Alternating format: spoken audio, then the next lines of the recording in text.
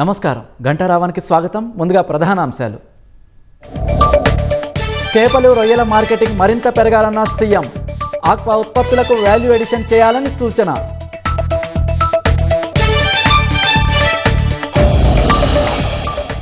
నర్సరావుపేట నియోజకవర్గ అభివృద్ధిపై మాటల యుద్ధం.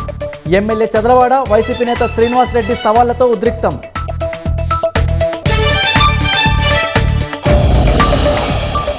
భూకబ్జా యత్నం కేసులో వైసీపీ నేత బొల్లా బ్రహ్మనాయుడు అరెస్ట్. తమిళనాడు కాంచీపురంలో పట్టుకున్న సైబరాబాద్ పోలీసులు.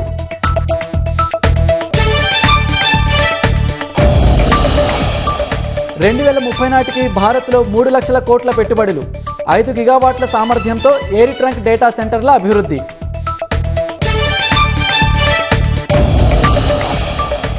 పశ్చిమ బెంగాల్లో టీఎంసీకి మరో గట్టి దెబ్బ. కోల్కతా మేయర్ పదవికి ఫిర్హాద్ హకీం రాజీనామా.